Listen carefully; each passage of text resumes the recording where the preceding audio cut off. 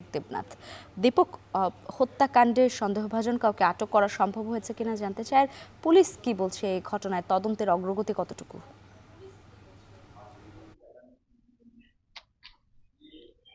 দেখুন, গতকাল রাতে ঘটনা ঘটেছে, 10টা নাগাদ ঘটনা ঘটেছে এবং তারপরেই সেই লাশ অর্থাৎ চন্দ্রনাথ রথের সেই লাশ মধ্যমগ্রামের একটি বেসরকারি হাসপাতালে নিয়ে আসা হয় এবং এই খবর যখন ছড়িয়ে পড়ে সেখানে শুভেন্দু অধিকারী, সুকান্ত মজুমদার, বিজেপির একাধিক বিধায়ক সেখানে কিন্তু ছুটে আসেন, কর্মী সমর্থক ছুটে আসেন, পুলিশ চলে আসেন এবং রাজ্য পুলিশের যে ডিজিপি সিদ্ধিনাথ গুপ্তা তিনি বলেছেন তদন্ত শুরু হয়ে গেছে এবং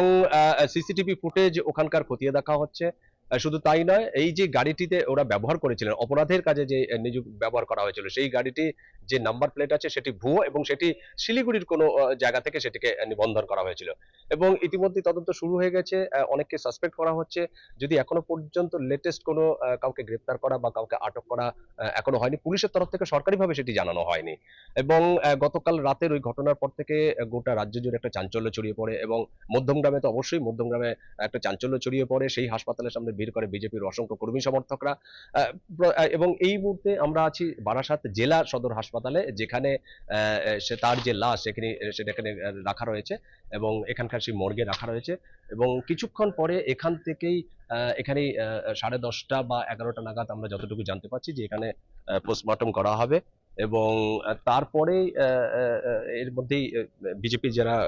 নেতারা আছেন, শুভেন্দু অধিকারী থেকে শুরু করে যারা বিধায়ক আছেন, তারা আর কিছুক্ষণ পরে একে একে করে এখানে ঢুকবেন, সেমনটাই আমরা জানতে পাচ্ছি এবং পোস্টমর্টম হয়ে গেলে সেই লাশটি এবং যাবতীয় কাজকর্ম সেগুলো কিন্তু তার যে পরিবার, চন্দ্রনাথের যে পরিবার, তার পরিবারের হাতে তুলে দেওয়া হবে। এখন বিষয়টি হচ্ছে যে আপনি জানেন যে এই যে নির্বাচন হয়েছে এবং ভোট গণনা হয়েছে, ভোট গণনার সময় বা নির্বাচনে কিন্তু খুব শান্ত একটা পরিবেশের মধ্যে দিয়ে হয়েছে, কিন্তু গণনার পরেই কিন্তু আমরা দেখছি রাজ্য জুড়ে একাধিক জায়গায় একাধিক অশান্তির খবর সামনে চলে এসছে এবং তারই মধ্যে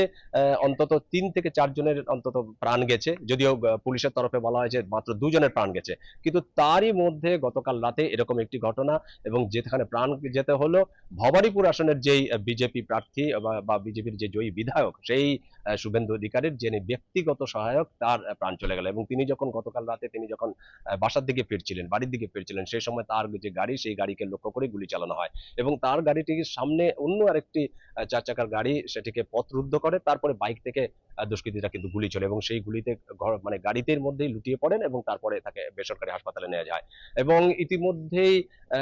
আমরা দেখতে পাচ্ছি যে এই যে যে মর্গে, সেই মর্গের কিন্তু সেন্ট্রাল সিকিউরিটি ফোর্স দিয়ে, কেন্দ্রীয় বাহিনীর জওয়ান দিয়ে নিরাপত্তা দেওয়া হয়েছে যাতে কোনো রকম অপ্রীতিকর ঘটনা